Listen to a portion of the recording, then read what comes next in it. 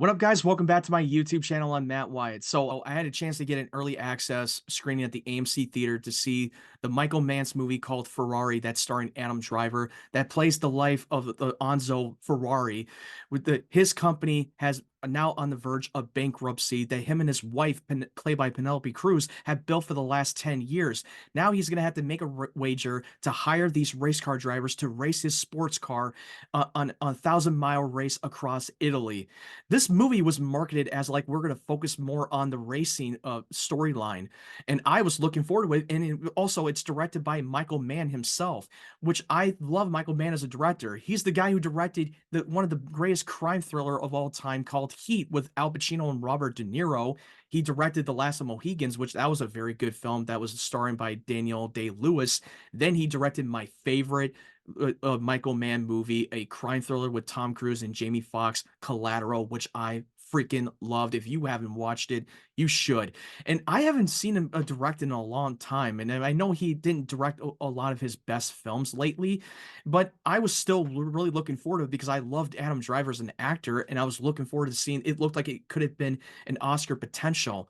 But after coming out of the theater, I will say I was a little bit underwhelmed. I'm not going to say that this is one of the worst movies of the year.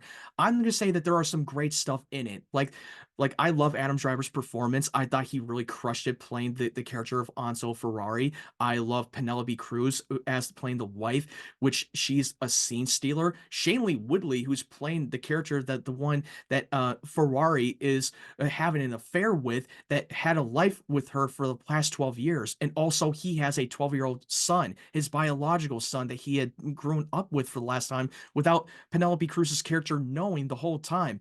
It really focused a lot more on the family drama, which I have nothing against it, but the storyline itself felt very out of balance. We're seeing him struggling through grief of the loss of his other son that died after the war, but he died from illness. And Penelope Cruz's character, the wife, is blaming him for his death, and she's suffering through grief, and she's a full of wreck. And now she found out that he has another son that has a birthright to the company. And to me, like I said, it was so out of balance. It really didn't know what the film really wanted.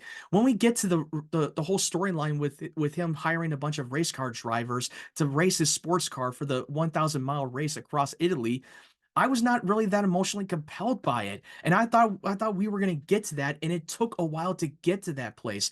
Now, I will say that the cinematography that Michael Mann had filmed was absolutely breathtaking. I will say the racing sequences was so good, well choreographed, great camera work, but at the same time, I kind of felt empty because there was no storyline built around these race car drivers. I understand that this is Enzo Ferrari's movie and we're focusing on the life story, but at least give us a little bit more development with these race car drivers to make me care about and give us the impact that we were looking for.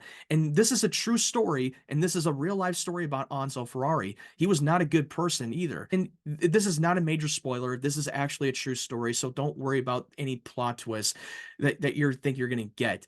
By the time I've heard that there was a major accident that caused a lot of death. There were even women and children were in the middle of the race, and and we saw a lot of the body count. By the time you see the big car wreck accident in that event, oh my God, Michael Mann did not held anything back with the body count. He did not, he was not, it was not like Gran Turismo where we see that accident take place, but they cut it off and they tell us off screen because it was a PG-13 movie. But for this one, he did not held anything back by showing the body count and the death and the repercussion that took place. And it really took me by surprise, and it was jaw-dropping for me. And before going into it, I didn't know anything about about the whole life story about Enzo Ferrari. Nothing. But overall, I kind of felt like it was a little bit boring at times. There were a couple of 10 minutes of scenes that I wish they could have taken out that didn't need to be there. Shailene Woodley was great in the film, but she only had a limited amount of screen time, and she kind of came and went for me. But if you really want to see Adam Driver and you love Michael Mann as a director, then by all means, definitely check it out. But for me, I wouldn't rush out to see it in the cinema. I kind of would wait for it to go to streaming on VOD. It's not one of Michael Mann's best work. This is not like the big return for him as a filmmaker. I'm pretty sure he'll get there at some point because I think he's a great filmmaker and there's a chance that he can make a comeback.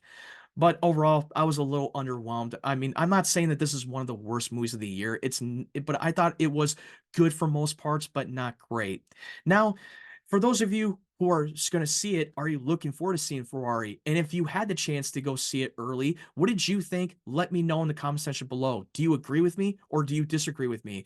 I mean, look, just because I didn't love the movie, that doesn't mean that you're not going to love it. You might like it more than I do. Right now, it's supposed to be in the 70s range on Rotten Tomatoes. It could go up or it could go down. Who knows?